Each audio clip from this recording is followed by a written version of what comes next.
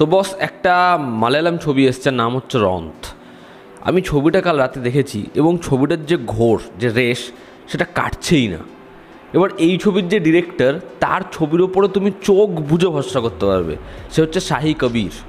এবছরই তার একটা ছবি তোমাদের সকলের খুব পছন্দ হয়েছে, সেটা হচ্ছে অফিসার অন ডিউটি। সেই ছবিটা তারই লেখা। এবার তার যতগুলো ছবি হয়, সেই ছবিগুলো সে রাইটার হোক বা ডিরেক্টর হোক, সেই ছবিগুলো পুলিশদেরই গল্প বলে। তার জোসেফ ধরো, তার নায়াট্টু ধরো, তার হচ্ছে ইলাভিজা পঞ্চিরা ধরো, বা তার অফিসার অন ডিউটি ধরো, বা এই রন্থ ধরো, সে রাইটার হোক বা ডিরেক্টর হোক, ছবিগুলো কিন্তু A1 হবেই। এবং এই ছবিটা রন্থ, যারা জানে, যারা দেখে নিয়েছে তারা তো বুঝেই গেছে, এই ছবিটা স্পিরিচুয়াল সিকুয়াল নায়াট্টুর। নায়াট্টু এমন একটা ছবি যে ছবিটা তোমাকে বারবার হিট করবে এবং ছবির শেষ তুমি জীবনে ভুলবে না। এবং রন্থ ঠিক সেই লেভেলের একটা ছবি হয়েছে। ছবির শেষের যে 25-30 মিনিট তোমাকে ভেতর থেকে নাড়িয়ে দেবে যে বস কী না কি সম্ভব। আমি ছবির গল্পটা একটু করে বলছি। ছবির নাম যেহেতু রন্থের মানে হচ্ছে পেট্রোলিং। তো এখানে দুজন অফিসার, একজন সিনিয়র এবং একজন ইয়াং, দুজন পেট্রোলিং করতে বেরোচ্ছে এবং একের পর এক ইনসিডেন্ট, সেই রাতের ঘটনা এক রাতে ঘটছে, সেগুলো তারা জানছে এবং সেগুলো সলভ করার চেষ্টা করছে। এবং আলটিমেটলি এমন কি হয় যেটা এই পুরো পার্সপেক্টিভটাকেই বদলে দেয়। এর থেকে বেশি জানতে হলে তোমাদের জিও প্লাস হটস্টারে গিয়ে এই সিনেমাটা দেখতে হবে। সিনেমাটা হিন্দি ডাবিংয়ের সাথে অ্যাভেলেবেল রয়েছে। ছবির পজিটিভ দিক, নেগেটিভ দিক, আমার কাছে এই ছবির জন্য কোনো নেগেটিভ দিক নেই। বলবো 2025-এর অন্যতম সেরা ছবি।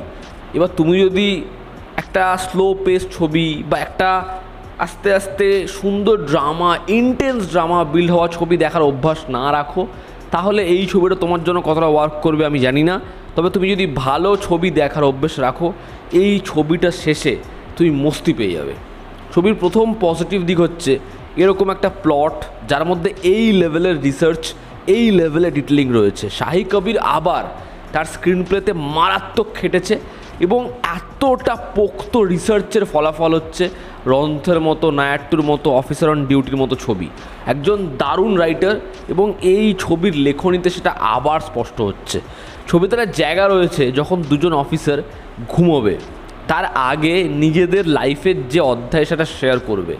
এবার তোমরা যদি খুব ভালো করে এই দুজনের কেমিস্ট্রি দেখো, তাহলে দেখবে দুজন দুজনের থেকে একদম অপোজিট দিকেই বিরাজ করে, কিন্তু তারা যখন আস্তে আস্তে ওই এক রাতে নিজেদের লাইফের বড় বড় ইস্যু শেয়ার করবে। এখানে দিলেশ পোথানের যে ক্যারেক্টার, সে যখন বলবে লোকে আমাকে এরকম ভাবে কিন্তু আমি আসলে এরকম নই, ওই যে স্টেটমেন্টটা এবং ও যেটা বলবে সেটা তোমাদের হিট করবেই। বা একইভাবে রশন ম্যাথিউ, সে যখন নিজের দিকটা শেয়ার করবে, দুটো ক্যারেক্টারের ডাইমেনশন কতটা আলাদা সেটাকে যেরকমভাবে এস্টাবলিশ করেছে। সেকেন্ড পজিটিভ দিক হচ্ছে এখানে দুজনের পারফরমেন্স। রশন ম্যাথিউ এবং দিলেশ পোথান দুজন নিজের ক্যারেক্টার এত ব্যাপকভাবে প্লে করেছে যে ছবিটা শেষেও তুমি একটা চরিত্রকেও ভুলতে পারবে না যে একে একটু এগিয়ে রাখি না।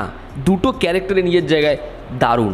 পার্টিকুলার একটা জায়গা রয়েছে, একটা বাচ্চাকে বাঁচানোর সিকোয়েন্স রয়েছে, ওই জায়গাটা দুজনের কাজ দেখো, যেরকমভাবে শটটা হোল্ড করা হয়েছে। এই ছবির মেকিং সেটা খুব সহজ, সাদাসিধে, এবং সেই মেকিংটা ভীষণ রিয়েলিস্টিক। দেখলে মনে হয় আমরা যেন কোনো ডকুমেন্টারি দেখছি বা আমাদের চোখের সামনে কোনো ঘটনা হচ্ছে। ছবির ব্যাকগ্রাউন্ড স্কোর এবং সাউন্ড ডিজাইন সেটা ভীষণ রিয়েলিস্টিক অ্যাপ্রোচে রাখা হয়েছে, যেটা তোমাদের সাথে থাকবে। নায়াট্টুর কথা আমি বললাম, এখানে নায়াট্টুর একটা ছোট্ট শট রয়েছে, যারা খুব ভালো করে লক্ষ্য করবে তারা ওখানেই বুঝে যাবে নায়াট্টুর সাথে এই ছবিটার প্লটের সিমিলারিটি এবং স্পিরিচুয়াল সিকুয়াল কেন। এটা একটা ছবি যেটা ইমোশনালি এতটা স্ট্রং, একটা ছবি যার ড্রামা এই লেভেলে ইন্টেন্স, একটা ছবি যেটা রিসার্চ ডিটেলিং এত প্রপার করেছে, এবং সেই ছবিরই এন্ড এমন যেটা তোমাকে ভীষণভাবে হিট করবে। বস পাওয়া দুষ্কর। ছবিটার হিন্দি ডাবিং অ্যাভারেজ, পারলে ছবিটা অরিজিনাল ল্যাঙ্গুয়েজে দেখো, আরও বেশি ইম্প্যাক্ট ফেলবে। তো এই ছিল আমার ওপিনিয়ন রন্থ নিয়ে। তোমরা যারা দেখেছো তোমাদের কি ওপিনিয়ন জানিও। জনতা আমাদের পাশে আছে। আবার দেখা হচ্ছে। Take care.